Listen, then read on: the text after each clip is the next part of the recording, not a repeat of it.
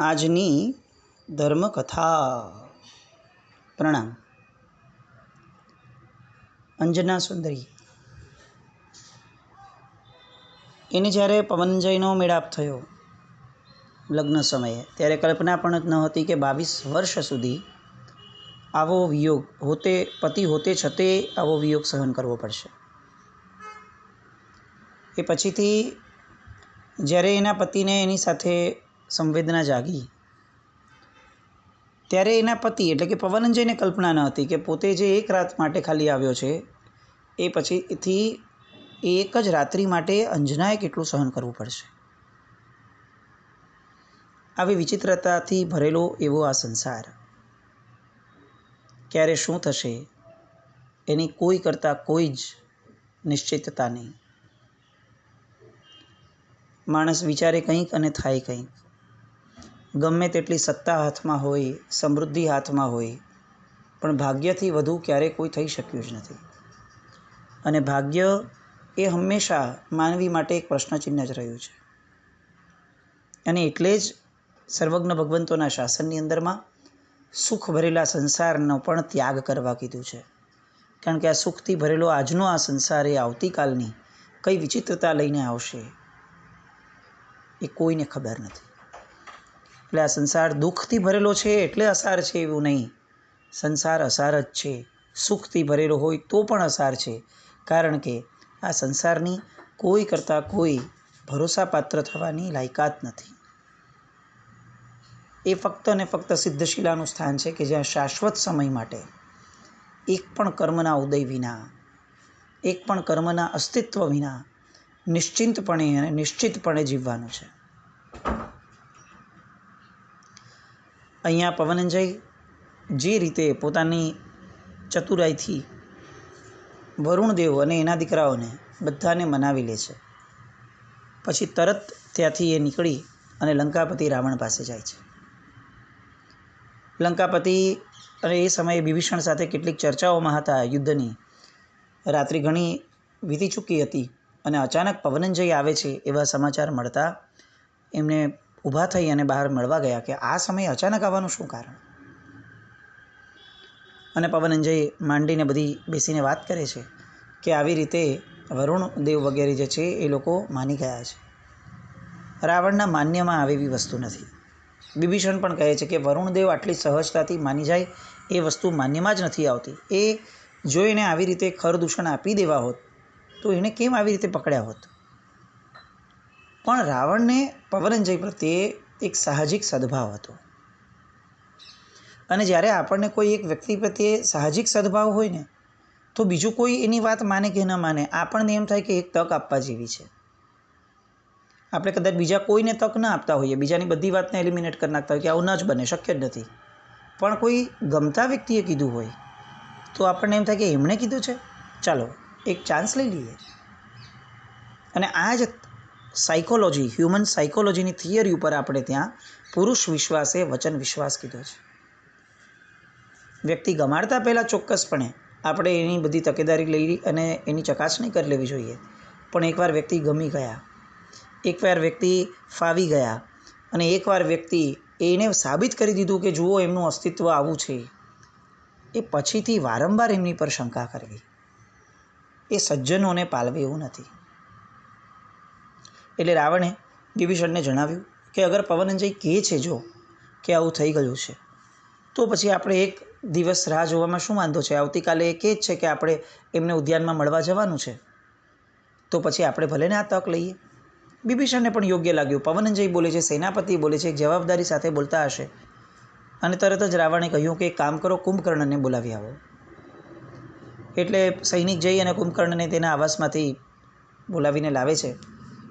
ફરીથી બધી વાતો કરે છે પવનંજય, જે ઘટના બની તે કોઈના માન્યમાં નથી આવતી, તેમ છતાં પણ લોકોને આનંદ થાય છે કે જો આવું ખરેખર થયું હોય તો પવનંજયે એવું કાર્ય કર્યું છે કે જે કદાચ ઇતિહાસ સર્જી શકે.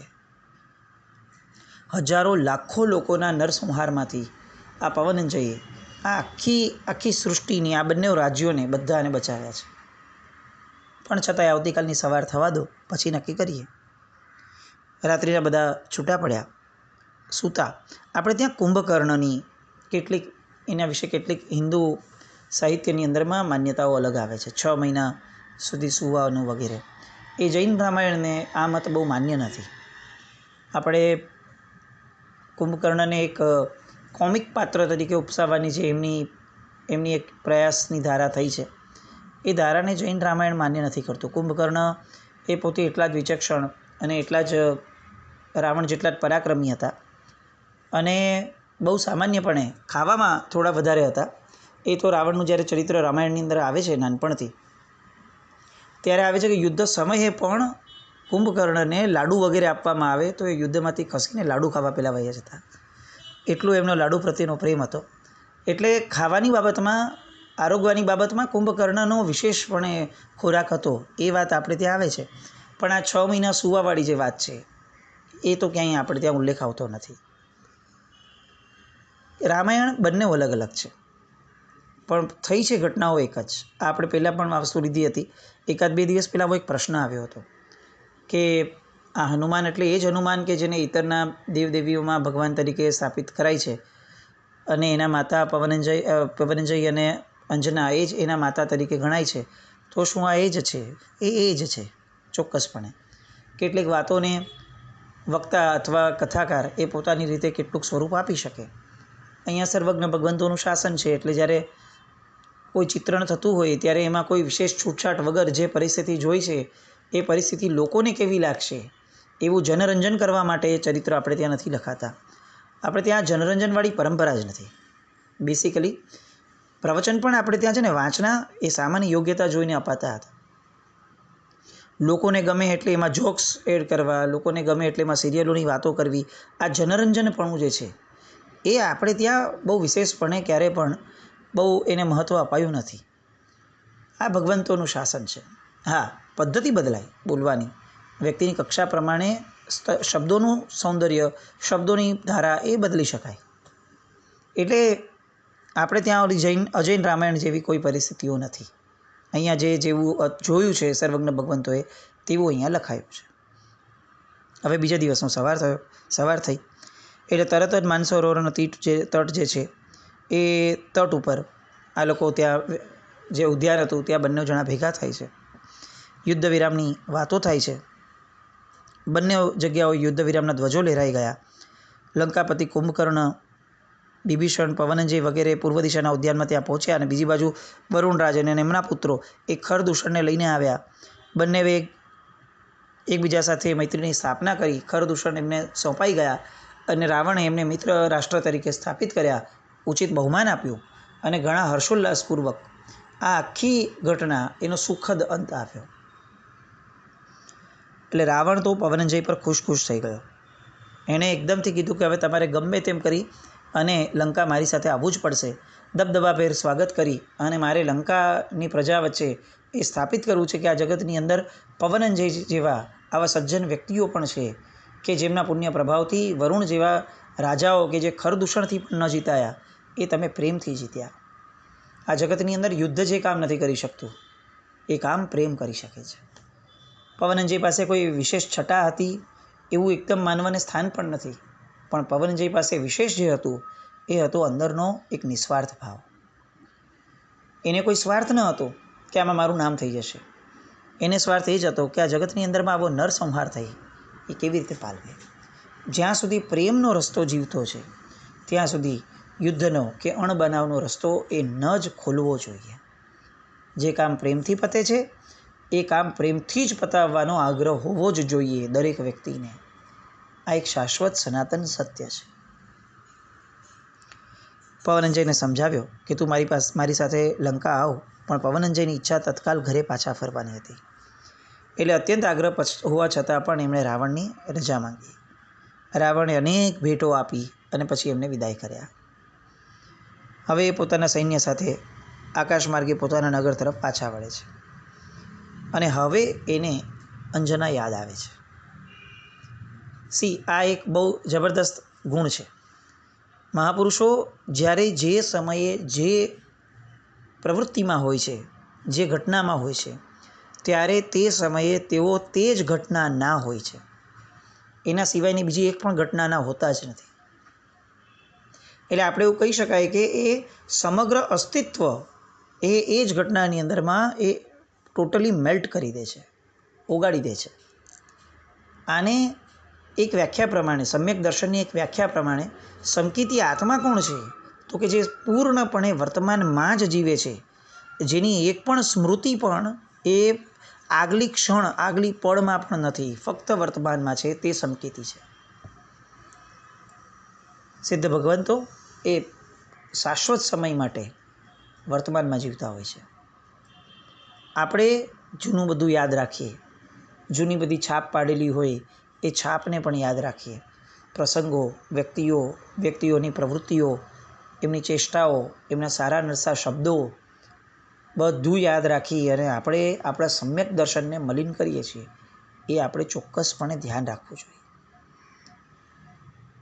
પવનંજય એટલા બધા મેલ્ટ હતા તે ઘટનામાં કે એને એ એટલા અરસા માટે, સમય માટે પોતે પોતાના જીવનમાં અંજના નામની એક સ્ત્રીને પરણીને લાવ્યા છે એવો પણ વિકલ્પ ના આવ્યો. ઘણાને એ સમયે પ્રશ્ન થતા હતા કે પવનંજયને પૂછાવી લીધું હોય, પવનંજયે કોઈકને કંઈ કહી દીધું હોય, પણ આ મહાપુરુષોની વિચારધારાઓ અલગ હોય. આ બધા એટલા બધા વર્તમાનજીવી હોય કે આપણે આ અત્યારની જે આપણી લાઈફસ્ટાઈલવાળા વ્યક્તિઓ છે કે જેને હંમેશા કોઈ પણ ક્રિયા કરતી વખતે ભવિષ્યની ક્રિયા માટે અથવા ભૂતકાળની ક્રિયા માટેનું દુઃખ અથવા સુખ એ જ અનુભવવું હોય, એ કલ્પના પણ ન કરી શકે કે આવા વર્તમાનજીવી સમ્યક દ્રષ્ટિ આત્માઓ એ કેવા સુખમાં જીવતા હોય છે. આપણે પોતે આ પ્રયોગ કરી જોઈએ. દિવસમાં 2 મિનિટ છે ને વર્તમાનમાં જીવવાનો પ્રયત્ન કરવો જ જોઈએ. અને એનાથી ધીરે ધીરે આદત પાડવી જોઈએ કે ભાઈ જ્યારે ભવિષ્યનો વિચાર આવે કે ભાઈ આ કર્યા પછી હવે આ કરવી છે, પક્ષાલ થઈ ગયો, હવે હું શું બરાસ પૂજા કરું? તો એ પક્ષાલ પૂરો કર્યા પછીથી જ વિચાર કરવાનો. પક્ષાલ કરતી વખતે એવું નહીં વિચારવાનું કે બરાસ પૂજાનો ટાઈમિંગ તો થઈ ગયો, ત્યાં બરાસ પૂજા થઈ ગઈ હશે. આવો વિચાર આવે તો પણ એને રોકવાનો. આવો પ્રયત્ન કરવાથી જે સુખ મળે છે અને જે ઠરવાપણું મળે છે એને જ આપણે ત્યાં આરાધના કીધી છે. વિકલ્પો સાથે જે થાય એ આરાધના નથી હોતી, એ ક્રિયા હોય છે.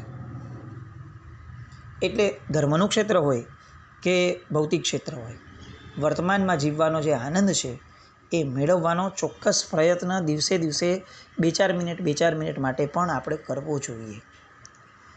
અહીંયા હવે એ પ્રહસિતને તરત પૂછે છે પવનંજય કે ઓહો, મહિનાઓ વીતી ગયા, મને તો ધ્યાનમાં પણ ન રહ્યું, અને મહિનાઓ પૂર્વેની એ રાત્રિ મને આજે યાદ આવે છે, અને હવે મને અંજનાનો વિયોગ અતિશય સતાવે છે. અંજનાનું શું થયું હશે? અંજનાને એ રાત્રિએ હું મળીને તો આવ્યો, પણ મેં કોઈને કીધું પણ ન હતું કે હું ત્યાં ગયો છું. પણ પ્રહસિત એને આશ્વાસન આપે છે કે તમે મુદ્રા આપીને તો આવ્યા છો, કંઈ વાંધો ન થયો. અંજનાને બધું સરસ જ થયું હશે, કેમ આવી શંકા કરો છો? અને પવનંજય કહે છે કે ના, શંકા નહીં, પણ જિજ્ઞાસા થાય છે. અને એમને જે ગર્ભ હતો, ગર્ભ રહેવાની કદાચ શક્યતા હતી એ સમયે, તો કદાચ એવું પણ બને મહિનાઓ વીતી ગયા છે તો બાળકનો જન્મ પણ થઈ ગયો હશે, તો એ બાળક કેવું હશે? આવી બધી વાતો. અને પ્રહસિત તરત એને કહે છે કે હવે ક્યાં આપણે દૂર છીએ, બસ જોતજોતામાં પહોંચી જશું. અને પહોંચી ગયા. નગરમાં પણ વાયુવેગે પવનંજયના આગમનના સમાચાર મળી ગયા. પ્રહલાદ વગેરે રાજાએ, એના પિતાએ પવનંજયનું જબરદસ્ત સ્વાગત કર્યું. મહોત્સવપૂર્વકની આખી તૈયારીઓ થઈ. બધા લોકો આવી અને વધાવવા લાગ્યા. એક જણા આવા ગુણગાન ગાતા જાય છે. આગળ ભેરી વાગે છે અને ત્યાં ભેરીની સાથે સાથે એક માણસ ચાલે છે જે પવનંજયે જે પરાક્રમ કર્યું છે એ પરાક્રમની ઉદ્ઘોષણા નગરજનોમાં કરતો હોય છે. ત્યારે વોટ્સએપ તો હતું નહીં કે લોકોને એમ ખબર પડી જાય કે જો પવનંજયે આ કર્યું અને લોકો વોટ્સએપ ફેરવી અને આપણે એક બહુ સારું સત્કાર્ય કરી લીધું એવો લાભ ધારી લે, એવી તો શક્યતા ન હતી એ સમયે. પણ આ એક પરંપરા કે ઓથેન્ટિક માણસ જ ઓથેન્ટિક ઉદ્ઘોષણા કરે. ગમે તેવો માણસ ગમે તે રીતે કોઈ પોસ્ટને ફેરવે નહીં. આ સજ્જનતાની કેટલીક જે માપદંડની ધારા છે ને એમાં આપણે જવું જોઈએ. અનઓથોરાઇઝડ વેમાં અથવા અજાણતપણામાં એક પણ સમાચારને ફોરવર્ડ ન કરાય. સારા હોય કે ધર્મના હોય તો પણ નહીં. કેમ કરવાના? આપણો અધિકાર ક્યાં છે? આપણી જાણકારી ક્યાં છે? જાણકારી વગરનું કોઈ પણ કાર્ય કરવું એ અજ્ઞાનનો ફેલાવો છે. અજ્ઞાનનો ફેલાવો કરવાથી અજ્ઞાન જ પ્રાપ્ત થાય, જ્ઞાન પ્રાપ્ત ન થાય. પવનંજય આ બધામાં હોવા છતાં એનું મન સતત અંજનાની પાછળ જ ભમે છે. ક્યારે હું આમાંથી છૂટું અને અંજનાના મહેલ તરફ ભાગું. આ એક છે ને સૃષ્ટિનો સનાતન કદાચ નિયમ છે કે તમે જે તત્વને બહુ જ દૂર હડસેલ્યું હોય એ તત્વ એક દિવસ કુદરત તમને એવું વળગાડે કે તમે એના વગર રહી ન શકો. જેને આપણે બહુ ધૂતકાર્યો હોય એક દિવસ કુદરત આપણી પાસે એનું જ બહુમાન કરાવડાવે. અને એટલે જ સમભાવમાં રહેવાનું કીધું. કોઈ અતિમાં નહીં જવાનું, અતિ ક્રોધ પી નહીં, અતિ દ્વેષ પણ નહીં ને અતિ રાગ પણ નહીં. સમભાવમાં રહીએ તો એમાં આપણો મલાજો જળવાય, આપણું અસ્તિત્વ, આપણું સ્વમાન એ ઊભું રહે. થૂકેલું ચાટવું ન પડે એવી સ્થિતિમાં આવવું હોય તો થૂકતા પહેલાં વિચાર કરવો જોઈએ.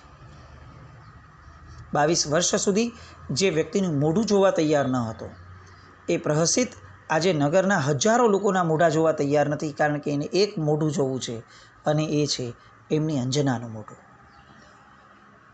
આટલો સરસ મહોત્સવનો ઠાઠ, આટલું માન, આટલું સન્માન, પણ પવનંજયને મન આ બધું ભારરૂપ છે.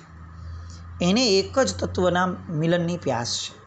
આ બધું મળે તો ઠીક, ન મળે તો ઠીક, જે મનગમતું છે એ મળી જાય તો આ જગત હોય તો ઠીક, જગત ન હોય તોય ઠીક. આવો પ્રેમ એના મનમાં જાગે છે. અને જેવો સમાચાર મળ્યા કે અંજનાનો મહેલ અહીંયા આવ્યો છે એટલે તરત જ પવનંજય પોતાના રથમાંથી ઉતરી આ આખી જે પણ મહોત્સવની ધારા હતી એને નમન કરી અને સીધો એ જાય છે પવનંજય અંજનાના મહેલમાં. સૌપ્રથમ આવી અને માતા પિતાને પગે લાગવું વગેરે તો થઈ ગયું છે. એટલે કેતુમતી પાસે, રાજા પાસે, બધા પાસે જઈ આવ્યા છે. કોઈના મુખ પર ક્યાંય કોઈ ગ્લાની કે કોઈ ચિંતા દેખાઈ નથી. એટલે એને અણસાર પણ નથી કે નગરમાં કંઈક અઘટિત ઘટના બની છે. અને નગરજનોમાં પણ અત્યારે લોકોને એમ છે કે આ તો મહોત્સવનો સમય છે, આટલું મોટું પરાક્રમ કરીને આવ્યા છે તો પછી નબળી વાતો કેમ કરવી. એટલે ઇન શોર્ટ અત્યારે આ ક્ષણે પવનંજય જ્યારે અંજનાના મહેલમાં પહોંચે છે ત્યારે એના મનની અંદરમાં એક સિંગલ વિકલ્પ પણ નથી કે કંઈક નબળું થયું હશે. એનું મન ફક્ત ને ફક્ત અંજના સુંદરીનું મુખ જોવા માટે તલપાપડ હતું. અને એ એકદમ રશ કરી એટલે ભાગી અને અંજનાના મહેલ તરફ ગયા. ખબર છે કે અંજના 7મે માળે છે, પણ તેમ છતાં પણ હજી તો નીચેના માળે આવ્યા ત્યારથી જ અંજના અંજના આવું જોરથી બોલવા લાગ્યા. પણ થોડું સુમસામ જેવું દેખાયું. કોઈ પહેરેગીર પણ નહીં ને કોઈ દાસી પણ નહીં.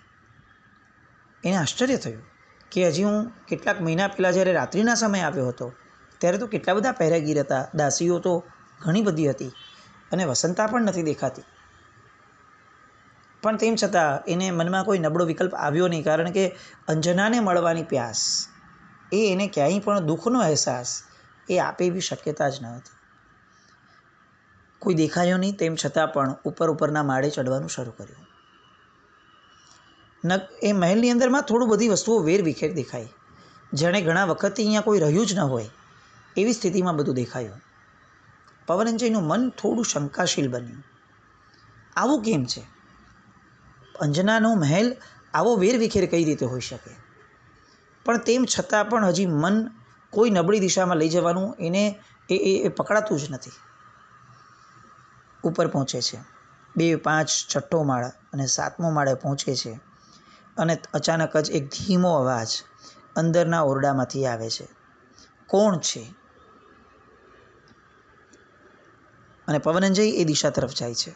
એ ઓરડાનું બારણું ખોલે છે અને ખોલી અને તરત જ પૂછે છે, અંજના ક્યાં છે? પેલી સ્ત્રી કંઈ જવાબ નથી આપતી, સ્તબ્ધ છે. અને એ પૂછે છે કે તમે કોણ છો? કારણ કે આ મહેલની અંદરની રહેવાવાળી સ્ત્રીએ ક્યારે પણ એના જીવનમાં પવનંજયને જોયો જ ન હોય. 22 વર્ષ સુધી તો એ આવ્યા ન હતા, અને આવ્યા તો રાત્રિમાં આવીને વયા ગયા હતા. એટલે જે દાસીઓ છે કે જે દાસીમાના હવે 1-2 કદાચ માંડ આ મહેલની વ્યવસ્થા માટે રખાય છે, એને ક્યારેય પવનંજયને જોયો જ નથી. એટલે સહજપણે પૂછી લે છે કે તમે કોણ છો? અને પવનંજય તરત જ ઓળખાણ આપીને કહે છે કે હું પવનંજય છે, પણ હું પવનંજય છું, પણ અંજના ક્યાં છે, તમે સૌથી પહેલાં એ કહો. અને પેલી સ્ત્રી, એની આંખમાંથી આંસુઓની ધાર ચાલુ થાય છે. એનું મોં લાલચોળ બની જાય છે, કારણ કે એને સાંભળ્યું છે કે પવનંજય આવી રીતે એક રાત્રિમાં આવી અને અમારી જે સ્વામીની છે એના જીવનને કલંકિત કરીને વયો ગયો છે. એણે ક્યાંય કોઈને કીધું નથી કે હું એનો પતિ છું ને હું આવીને ગયો છું, જેના કારણે આજે એ જ વ્યક્તિની સગી માં એ મારી સ્વામીનીને કલંકિત કરીને કાઢી મૂકી છે. એટલે એક બાજુ અંજના માટેનું દુઃખનું રુદન છે અને બીજી બાજુ પવનંજય માટેનો ક્રોધ છે. જે પોતાને બહુ પ્રિય હોય ને એને જે હેરાન કરે ને એ વ્યક્તિ અજાણ્યો હોય તેમ છતાં પણ આપણને એના પ્રત્યે એટલો જ ક્રોધ જન્મે કે જેટલો ક્રોધ આપણને આપણા શત્રુ માટે જન્મે. કારણ કે પોતાની વ્યક્તિ માટે પોતિકાપણું ઊભું થાય છે. એ દાસીનું પોતિકાપણું હવે પૂર્ણપણે ઉભરાવવાનું શરૂ થાય છે. પવનંજયને અંજના ક્યાં છે એ સિવાયના એક પણ જવાબના શબ્દોમાં રસ નથી. અને પેલી સ્ત્રીને અંજના અત્યારે ક્યાં છે, એની હારે શું થયું એ જણાવતા પહેલાં પવનંજયને એના દુષ્કૃત્યને ભારોભાર એની માટે એની પર વરસી પડવાનું મન થાય છે. અને આ બંને એકબીજા સામે ઊભા છે. હવે આ બંનેમાંથી કોણ કોને કઈ દિશામાં લઈ જશે અને પવનંજયની શું સ્થિતિ થશે, એ બધી વાતને આવતીકાલે ફરીથી સ્પર્શે. જીનાજ્ઞા વિરુદ્ધ કંઈ પણ બોલાય તો મિચ્છામિ દુક્કડમ. જૈનમ જયતિ શાસનમ.